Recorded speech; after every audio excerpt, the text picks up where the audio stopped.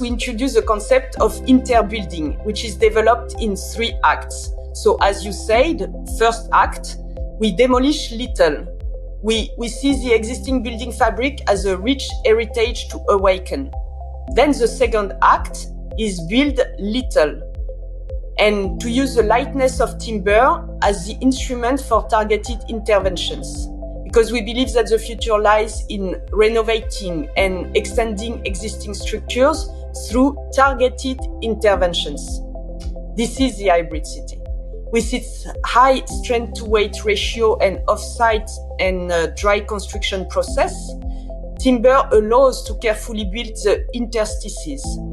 So we can build within, above, in between these low-carbon extensions within the existing building fabric to densify while minimizing both carbon and ground footprints. And the third act is draw a bridge. It is a creative act as a link between past and future. Before we go into the podcast, if you could just go and rate this show on whichever platform you're listening to it, it makes a huge difference to the podcast, the amazing conversations we get to have, and the incredible guests we're able to get on the podcast. So it's probably not something you would think about, but if you could just go rate the show, follow it, or share an episode, it does make a huge difference to the show. Thank you so much. In a world increasingly facing the challenges of climate change, with the Building Green podcast, we will dive deep into the intersection of architecture, design, urbanism, and environmental responsibility. I'm Ladina Schöpf, your host. I've been an architect and building site manager for the past 10 years. During my studies at ETH in Switzerland, as well as in my working environment, I've had many touchpoints with sustainability, like many of you, I guess. I've also learned to question what I've been told, which is why I decided to go deeper into the topic and uncover what sustainability actually means. My mission is to highlight the transformative power of sustainable architecture, not just as a practice, but as a catalyst for broader societal change. Subscribe for more of our content and enjoy the show. Joining me today is Vinciane Albrecht, an architect whose passion for design and sustainability has been a guiding force since the age of 5. As co-founder of Oulipo, a transatlantic architecture studio, Vinciane is reshaping how we approach sustainable building, rooted in a belief that constraint is ground for inspiration. Oulipo brings new life into existing structures, leveraging innovations like prefabrication and the lightweight benefits of mass timber to create resilient, forward-thinking designs. Prepare to be inspired by Vinciane's visionary ideas for a sustainable, low-carbon future. Thank you so much, Vinciane, for being here. It's a pleasure having you on the podcast today. Thank you so much for inviting me. Let's start with your story. How did you get where you are today, and what made you want to go deeper into sustainability? So before sustainability, it was really architecture. And since I actually decided to be an architect when I was 5 years old. So there was no question for me. It has never been an hesitation. And sustainability came much later, of course, because in the 80s, it was not yet like a big subject. It came later. So it actually came when my partner, so Oulipo is actually 2 persons, 2 founders, my partner Anne Carcelen and myself. And we met and worked together for years in a Paris studio, of which Anne was the director for 22 years. And in 2014, I moved to New York City when Anne opened her own studio in Paris. And that same year, we launched Oulipo, which was at that time a think tank for sustainable architecture. And so Oulipo stands for Ouvroir de Lieux Potentiels. So it's loosely translated as workshop for potential places. And it refers to the French group of literature Oulipo, Ouvroir de littérature potentielle. So workshop for potential literature, of which I had been a fan since I discovered their work when I was a child. and with which we share the same founding principle, which is constraint is ground for inspiration. That's so cool. Yes, for us, constraint is our first tool, because in the constraints inherent to each project lies the opportunity to reveal the potential of the place. And we funded the think tank Oulipo to open the way towards this act of transformation. Our backgrounds were complementary and ideal to achieve this act of transformation. Anne Carcelen is my partner. Anne had always explored the possibilities of the building frame. And on my side, with Claude Parent, who was a famous architect and theorist, I had developed the concept of homological ground. And frame and ground are the two faces of the same architectural element, the fundamental element of human settlement, which both protects us and supports our movements. Then Anne soon specialized in the early 2010s in mass timber frames and envelopes. She designed the Nelson Mandela Education Complex in Nantes, the URSAF headquarters in Paris, the France-Uruguay boarding school in Avon. All these three projects were inspired by this exploration of mass timber frame and envelope. Then the will to respect further the carbon budget led her to search how to make the most of the existing constructions. So she restructured and retrofitted and extended 5 high schools in France. And these were the fruits of her research about how to reuse our building heritage rather than demolishing it. Then we, 3 or 4 years ago, we merged these researches to write and draw a manifesto called Renewable City. So the quick explanation is, as population increases and resources decrease, we witness the limits of the impossible equation. We need to succeed a transformation towards a viable equation, meaning decreasing greenhouse gas emissions while increasing social connections. More than half of the population being concentrated in urban areas, if a solution exists, it is nested within the city. So we explore the ways to stop scattering the energy and to condense the energy into human links.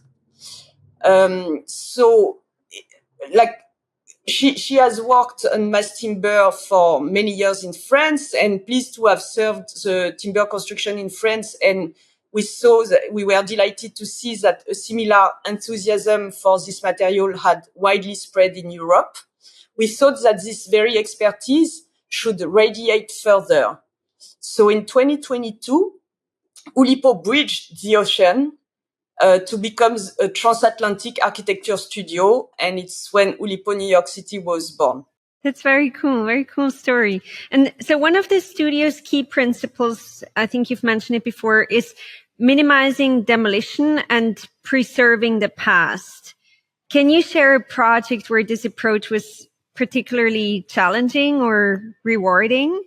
So this will be the project of renovations. Of course, like we have several new construction and modular architecture. And then more recently, we have done many retrofit of existing buildings. And this is, yes, you are talking about the new concepts that we put together that we call interbuilding.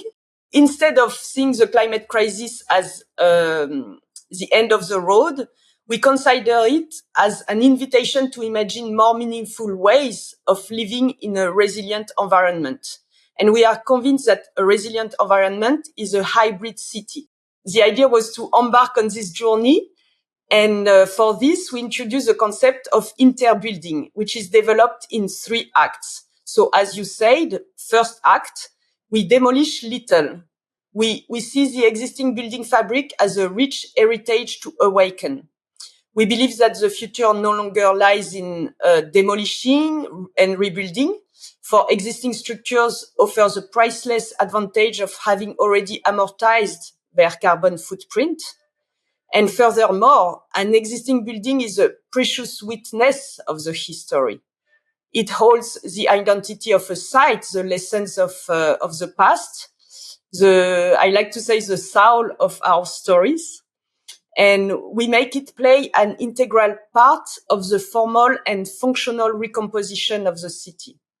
Then the second act is build little, and to use the lightness of timber as the instrument for targeted interventions. Because we believe that the future lies in renovating and extending existing structures through targeted interventions. This is the hybrid city. With its high strength-to-weight ratio and off-site and dry construction process, timber allows to carefully build the interstices. So we can build within, above, in between these low carbon extensions within the existing building fabric to densify while minimizing both carbon and ground footprints. So we will interbuild thanks to the lightness of timber. And the third act is draw a bridge. So it is a creative act as a link between past and future. So we hybridize the periods, the materials, the techniques to unite the old with the new to reveal their joint potential and enhance our cultural wealth. And we are convinced that faced with the climate emergency, we architects must not give up our creativity, our capacity to innovate, to open the potentials of our aging heritage toward a resilient habitat. And it's what we called building the hybrid city of the future. If I take, for instance, those last projects of renovation, so there is 5 of them. Some are already built, some are in progress, and some are in design phase. We have the Molière campus, where we were able to extend vertically by adding a second story without reinforcing the existing structure of the ground story, thanks to the lightness of timber. The Berlioz campus, where we extend horizontally by building foundations at the closest of the existing ones and building additions in between the existing structures. And more recently, Les Quatre Arpents campus, by the beautiful Fontainebleau forest. So we extend both horizontally and vertically, thanks to these 3 characteristics of timber construction, which are prefabrication, dry process, and lightness. And mass timber allows long span trusses for flexibility and beauty of the space. So we have this addition, which is a very large building, and with those trusses, we have so much light and flexibility in the space. Again, the lightness of timber is key. And on all those renovations and gut retrofit, the disturbances on site of these projects are minimal, thanks to the dry process of timber and the silent of it's extremely silent. So the campus are kept open throughout the work, which is also a huge benefit, even more in education programs of existing buildings. And in each of these projects, we apply the 3 acts of what we call interbuilding. So first, we minimize demolition and save existing structures. Second, we build timber in the additions by microsurgeries into the existing fabric to complete it. And third, we wrap the ensemble, new and old buildings, with a performance skin, joining the old with the new to give a new identity, like a new coherence while conveying the traces of the past that we refuse to erase. Do you combine the traces of the old with the new one, or do you kind of cover them? No, of course, we marry them. So, for instance, those buildings were built at the end of the 70s and beginning of the 80s. And it was prefabricated concrete with a very elegant shape. And of course, it's always better to insulate by the exterior, right? And we actually make those two-dimensional modules prefabricated, which includes rain screen, windows, shutters, blinds, insulation, of course. Like all these elements of a facade are included in this prefabricated module, and we use it on the exterior of the building. But when the concrete is so beautiful and also much stronger to heating, or if the students wants to play around, etc. So the first floor, very often we use an interior insulation, and we break the thermal bridge by extending the interior insulation on the ceiling and below in the crawl space. And when you extend it by about 40 feet, so 1 meter, then you can break the thermal bridge.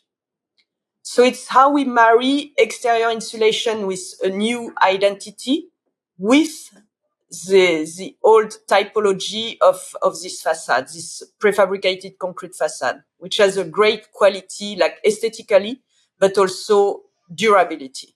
I like the idea of the prefabrication in the existing, so you can really have your building site or your construction while people are working or living in the building, because you literally have noise a few days and it doesn't take like 2 years of having a loud building site, a loud and dirty building site next to you.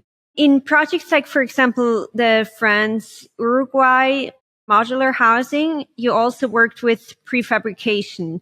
What were like the biggest surprises or innovations during those modular builds? So France Uruguay is very special because it's 3D modular. So in English, we use just modular. In French, we are going to say 3D modular and 2D modular. And we usually don't promote the 3D modular technique because it works in very specific conditions. So meaning a huge repetitiveness of the modules, because it makes sense only if you have a certain number of the same module.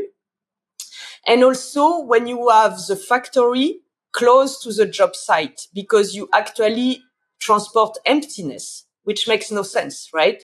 For those listeners who are not familiar with 2D and 3D modularity, can you explain quickly what it is or what the difference is? So the 3D modules is literally a room, or like in this project is student housing. So it's small home studios.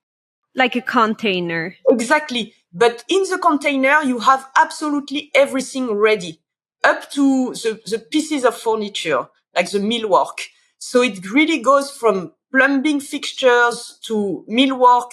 And for the facade, it really integrates all the barriers, the weather barriers, the rain screens, the windows, the blinds.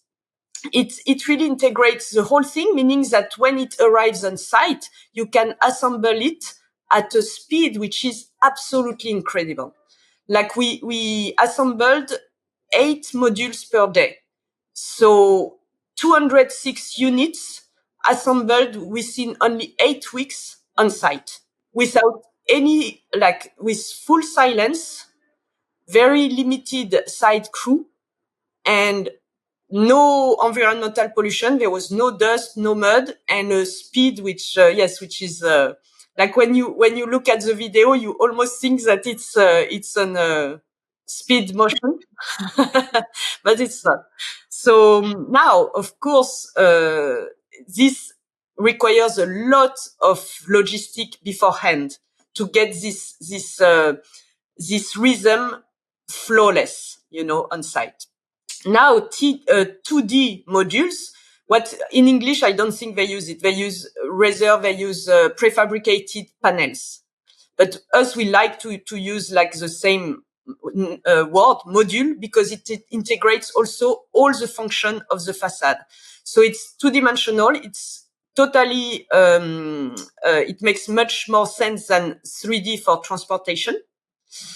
And again, you come on site, like when you were talking about they can actually use the building while we are renovating the facade. It's exactly that. Like you imagine you are sitting in an 1980s building. You enter your 1980s building.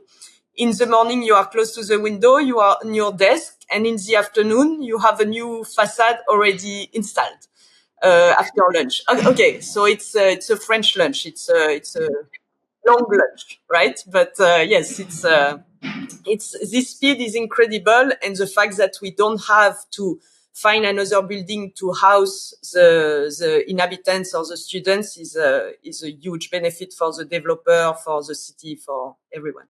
I have a question around the timeline. So it goes much faster to produce the parts on site or to assemble everything on site. And how much longer is the planning process really compared to traditional building methods, let's say? Yes, of course. We need to work with the factory much ahead. It's as I said, a huge logistic. So we need some experience for that, but it's really a close collaboration with the manufacturer and also the transportation firm. But yes, it's the assemble on site is so shortened that in the end the construction process is so speed that the developer can actually get much savings through that. Yeah, and especially if it's in a used building, if they don't have to empty the building during a year of construction, that also saves a lot of money. Yes. So it depends on the building. Like on these buildings, they usually, why do we retrofit schools? It's for like 4 main reasons: asbestos removal, ADA accessibility, thermal envelope, and adapting the new classrooms to the new fields. So like media, like usually bigger classrooms. So if there is asbestos, you had at some point anyway to unfortunately to get the people out of the building. So at least the time of the removal of the asbestos. But we were more talking about the thermal envelope. And in this case, yes, you don't need to empty the building. It can remain operational during construction. Another important topic: for a long time, high-rise buildings were not allowed to be built with timber because it was believed that they were non-fire resistant. How does timber compare to materials like steel or concrete in terms of fire resistance? So yes, indeed, one of the big barrier we had was the code. And so in the US, in France it's different, but in the US, the IBC, International Building Code, has evolved and added new building types in its 2021 issue, permitting mass timber structures up to 18 stories and 270 feet. However, these building types aren't adopted nationwide yet. New York State is still behind because the fire department is very conservative in New York State, while our neighbors, New Jersey and Connecticut, already made the move. And why? Because yes, there is a common fear regarding wood and fire. And it is counterintuitive, but wood is actually better than steel for fire protection. For fire protection, we use what we call the timber char fire rating. This is the fire resistance rating of a timber structural member calculated based on its charring rate, which is the speed at which the wood burns away. So during a fire, the protective char layer allows the remaining wood to to maintain its structural integrity. A typical char rate for timber is around 1.5 inch per hour, meaning for every hour of fire exposure, the wood will char by 1.5 inch deep. So we oversize the structural members by the thickness corresponding to the required fire rating. And why is it better than steel? It's because steel bends in a fire. So you have the time to evacuate the people out of the building, but the building cannot be used anymore afterwards. We need to demolish and rebuild. On the contrary, the fire protective char layer of the wood maintains the structural integrity of the wood inside. So once the fire is extinguished, we can reuse the building soon after. We just need to add a new protective layer. So either wood again, but it can be drywall. That's so interesting. And what are the thermal benefits of timber in construction? Are there any constraints people should consider? Wood is a very bad conductor. So it doesn't create the thermal bridge like concrete or even more steel. So for this, it's also help a lot the design of the thermal envelope. And how about the acoustics of a building? So this is the low point of mass timber compared to concrete. Like we are talking about the slab, so it's not steel anymore, it's just concrete. So concrete is a very good acoustic soundproofing element. So that's why very often we still hybridize mass timber with concrete, not only for structural reasons, because this we can do it with only like 100% timber, but we will have like deeper beams, of course. It's also for acoustic reasons. Now, recently, Anne found a new technique which actually complies with the acoustic requirements for school. That instead of using this concrete layer on the CLT, she's going to you need for the acoustic you need to break the wavelength. And to break the wavelengths, you break the density of the material. So by doing a sandwich of solid, spring, solid, you break enough the wavelengths to comply with the requirement. So the below solid layer will be CLT. Then what we call the spring is going to be a honeycomb structure filled with gravels or like little gravels. And the third layer will be gypsum boards, like 2 layers of gypsum boards. And then you have your finish floor. So this, allows to not use concrete. And when you don't use concrete, then you prevent from having this wet process on site, which always causes so much dust and mud and a lot of environmental pollution.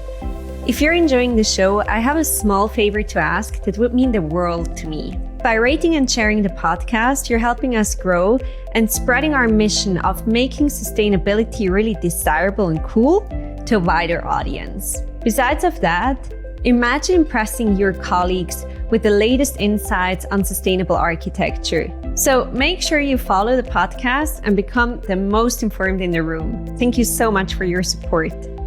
Do you know if there are any studies around health benefits, such as improved air quality or stress reduction?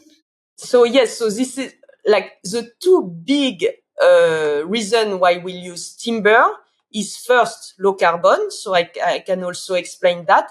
And secondly, it's healthy. So timber architecture is healthy at each stage of the building life. At construction stage, because timber's offsite fabrication offers the builders safe and comfortable conditions of work in the factory, independent of the weather. During use, and this is the biggest part, of course, during use, timber is a key part of biophilia. So biophilia, is like how to integrate natural elements within the building fabric. And this eliminates the sick building syndrome. And its benefits, proved scientifically now on our health, are numerous. For instance, it improves calmness, cognition, learning, memory, emotion, sociability, creativity, productivity, performance, focus, mood. Like it's one, and in a school, and in any environment, but in a school for children, this is an extraordinary impact on the rest of their life. It's like a magic pill. Exactly, exactly. And during after the use of the building, during adaptive reuse or dismantlement, so timbers is non-toxic. So it's totally healthy to dismantle the building, to reuse it, to transport the elements, and contrary to recycling concrete, which is much more difficult. So yes, it's extremely healthy. And the big other reason for using mass timber is the fact that it's low carbon. Today, I think everyone knows now that the building industry is responsible for 42% of annual global CO2 emissions and 67% in New York City, with 2/3 due to operational carbon and 1/3 due to embodied carbon. However, this 2/3, 1/3 proportion is changing fast because of three current tendencies. First, the increase in new constructions to house a growing demography. And we expect to add the equivalent of an entire New York City to the world every month for the next 40 years. This is scary. Then the increase in renewable energies and decarbonization of electric grids. So operational carbon is decreasing more quickly than embodied carbon. And third, the increase in regulations on operational carbon, while embodied carbon regulations are only starting to be introduced in progressive jurisdiction like California and Colorado. So as a result of these three tendencies, the ratio embodied to operational carbon increases exponentially. This is why embodied carbon is a key climate opportunity. And it's where timber can act deeply. Like it reduces the embodied carbon of buildings through three ways. First, it's a renewable material, at the condition, of course, to manage sustainably our forests. This is a big condition. Second, the avoided emissions, because timber requires less energy-intensive manufacture and has a higher strength-to-weight ratio than concrete or steel. And third, through the sequestered carbon. Like mass timber has the potential to be more than just a carbon-light construction method. Mass timber buildings are actual carbon sinks. And industry advocates claims that by 2034, the North American construction industry as a whole will store more carbon than it emits. So sequestered carbon is a real game changer. For instance, the Nelson Mandela campus has an embodied carbon of 70 kilograms of CO2 equivalent per square foot, and the modular France-Uruguay housing of about 80 kilograms. So these are good results already, but we need to be even more performant in the future. I really encourage everyone to look at this organization. So Think Wood and Woodworks, who works together actually, who has like many good reports of comparative between steel, concrete, and timber, and also some reports of some developers' experience showing what were the benefits, what was the premium cost, how it was actually totally balanced by the global cost, like when we see the global cost, and very often showing and that it's totally cost competitive on the long term. And how can a developer be sure the materials are sustainably sourced and not contributing to deforestation? So this is indeed complex. So first, even if it's counterintuitive, studies show that the global regions with the biggest rate of timber harvest for industrial purpose are also the region with the lowest rate of deforestation.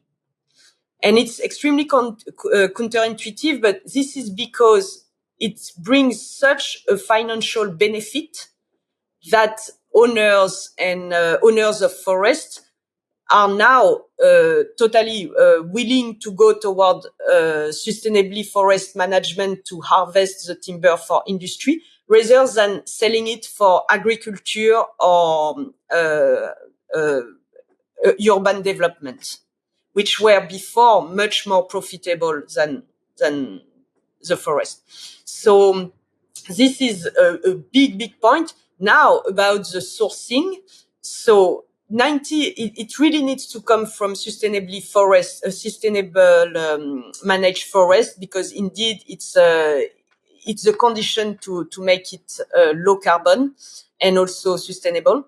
So there is a lot of certifications detractors.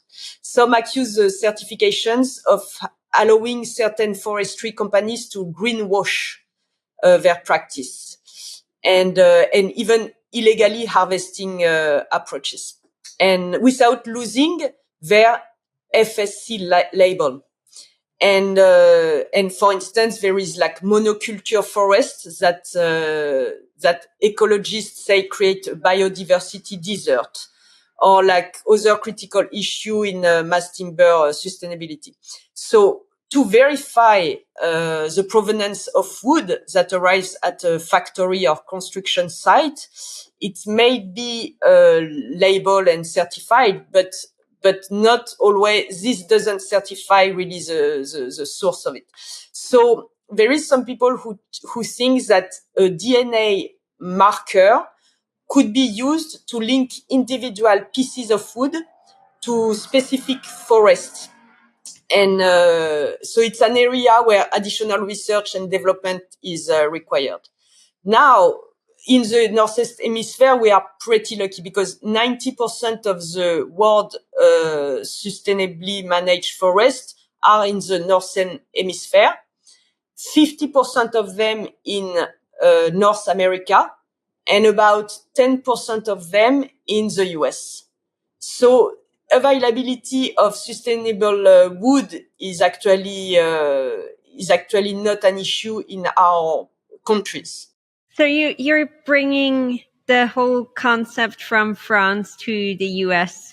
What have been like the biggest barriers, whether technical or regulatory or cultural, to adopting mass timber on a larger scale in the US? Until now, at least, we had an obligation of result, so a performance method. So we could at least, as long as you prove that it's the fire rating complies with the requirement, you were good, right? And you are still like that. But more and more, the fire department in France is becoming also conservative and wanted to apply some prescriptive method, which would be an heresy because it would annihilate the designer's potential of innovation and creativity. In the US, we are on a prescriptive method still. So that would be the big difference, I would say. Now, even with the new code, is still a prescriptive method, but it opens a lot of possibilities. Like 18 stories, we can go up to like 9 stories or so 18 stories, you have to encapsulate all the wood elements. But in type, and this is a type 4A, but in 4B and C, you can actually expose, depending on the type, you can expose like all the ceiling, the wood ceiling, or the beams and posts.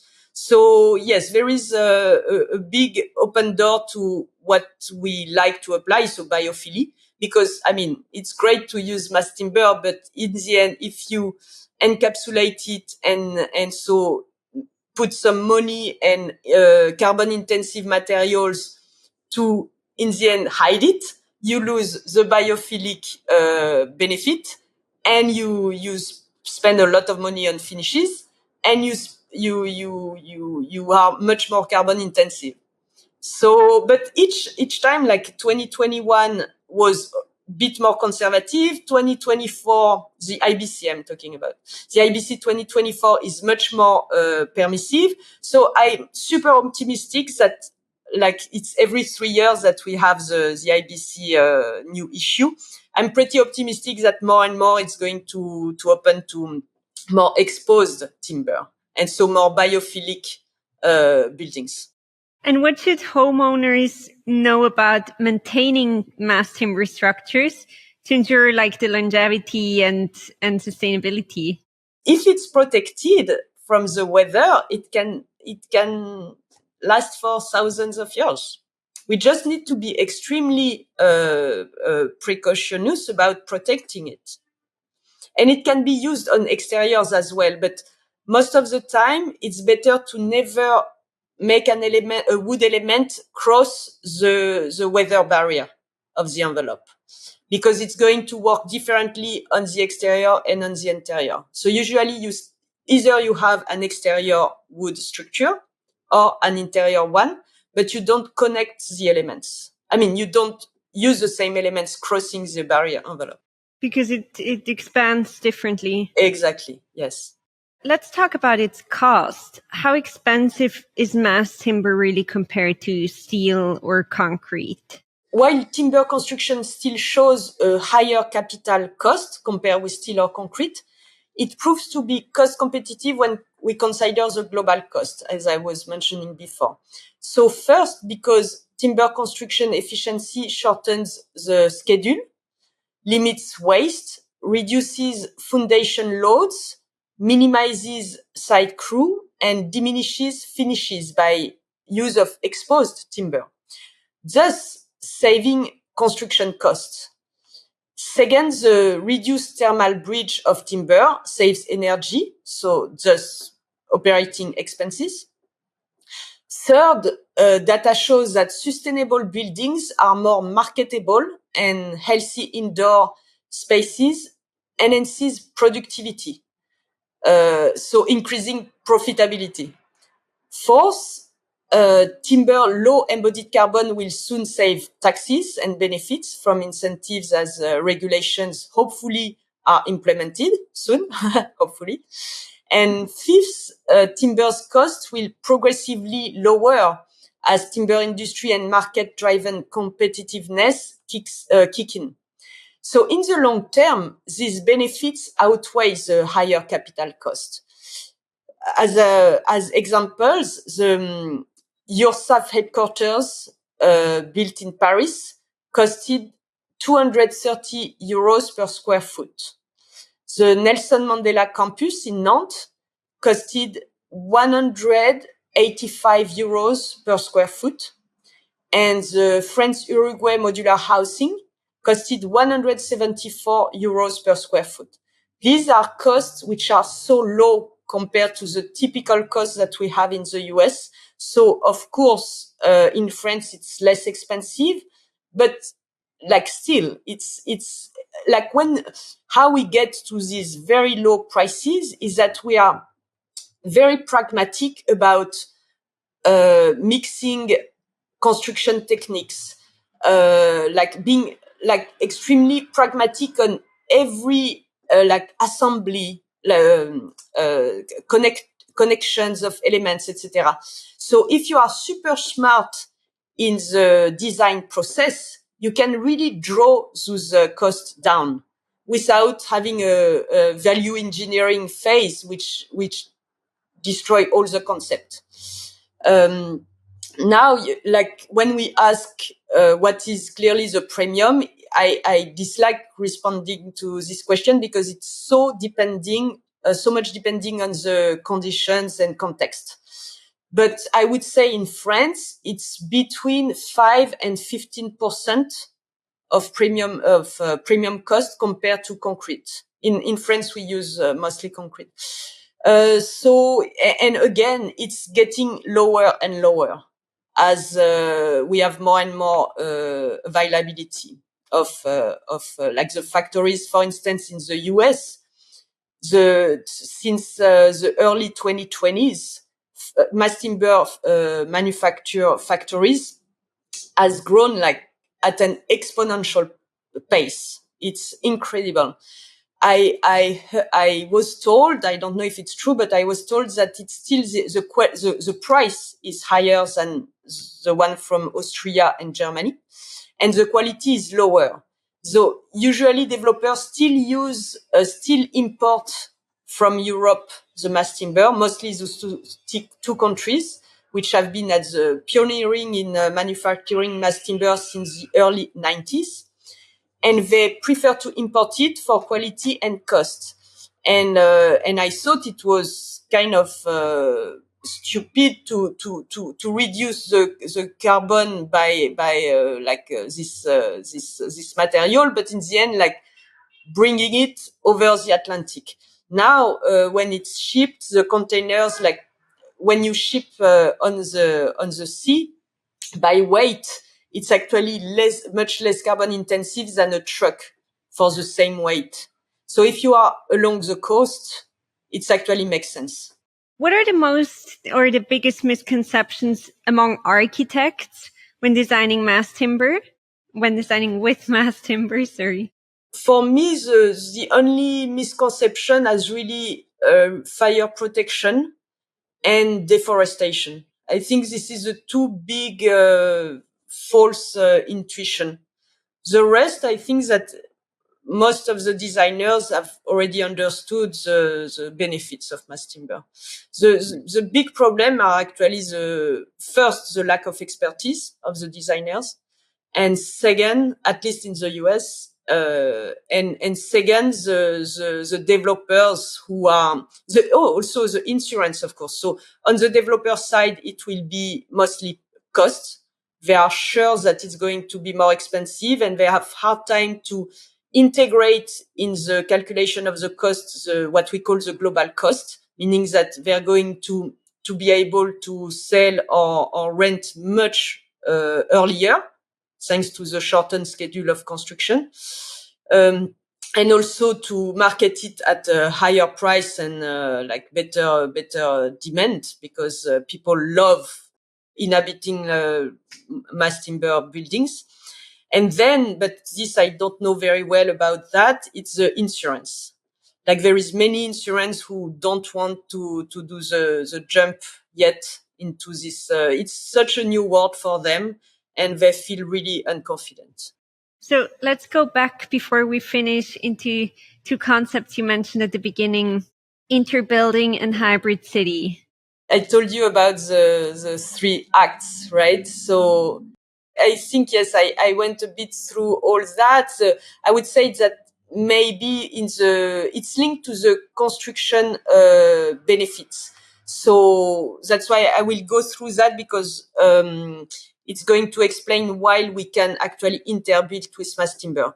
So the three main characteristics of mass timber are prefabrication, dry construction process, and lightness. And these characteristics lead to 5 main benefits, which are optimization, safety, efficiency, quality, and delicacy. And this one. So optimization, as I'm going to summarize quickly. So as we said, it limits waste, enables recyclability, reduces foundation work, and diminishes finishes. So the optimization is really great.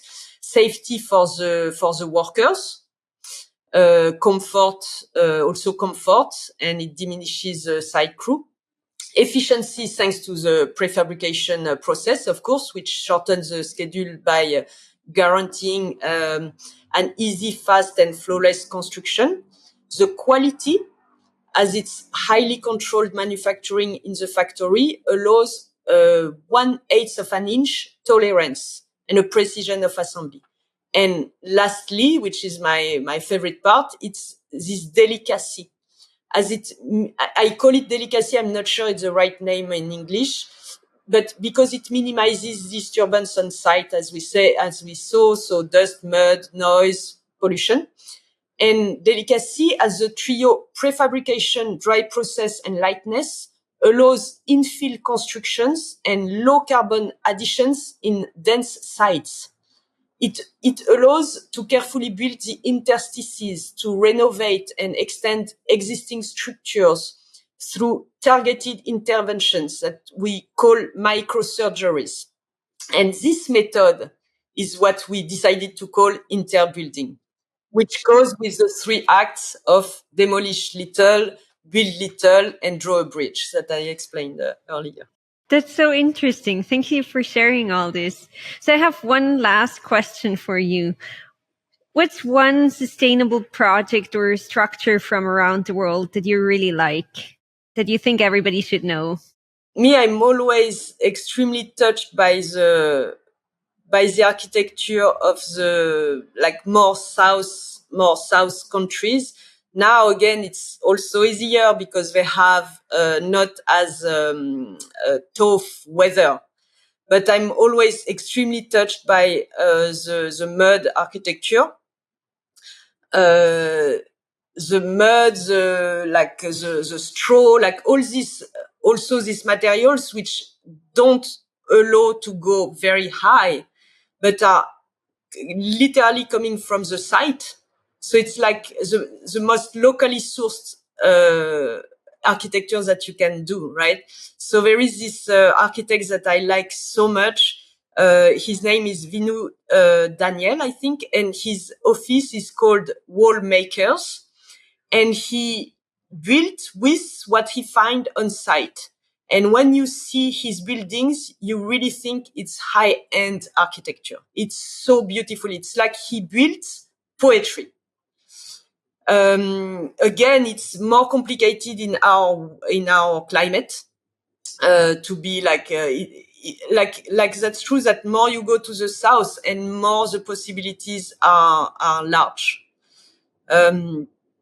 And what did I want to say? Oh, yes, about that. So like us, for instance, we designed an eco resort in the Catskills with the same idea of using exclusively the materials from the very site.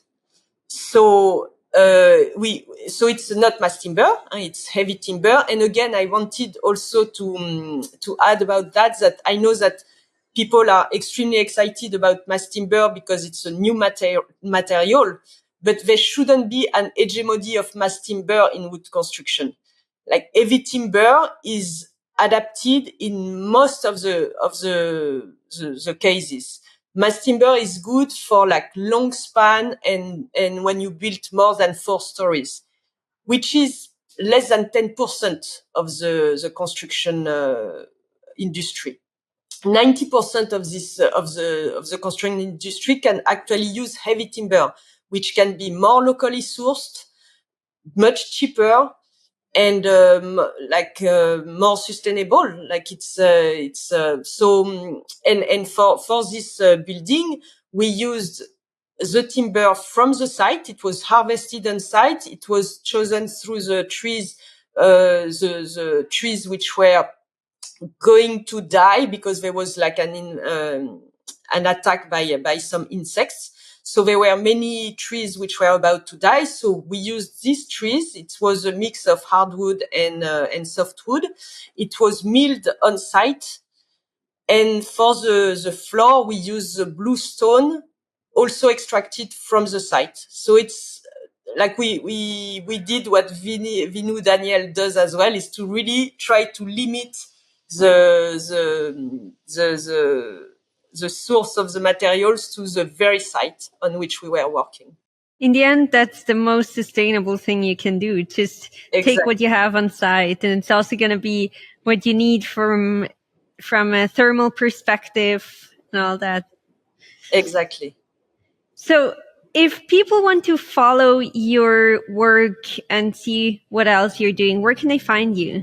So the website Oulipo Architecture Studio. Oulipo is written Oulipo. And also for myself on LinkedIn, Vinciane Albrecht. And you will find me easily. There is only one. I'll definitely link the link to your profile as well in the description in case they don't find you. Thank you. Thank you very much, Vinciane, for this interesting conversation. Thank you, Ladina. A huge thank you for listening. Make sure you subscribe to the show wherever you listen to the podcast to support me and so you don't miss an episode. And while you're there, I'd also be so grateful if you could rate and review us. If you have any guest suggestions or any feedback, you can find me on the socials at Ladina Schöpf. Thanks.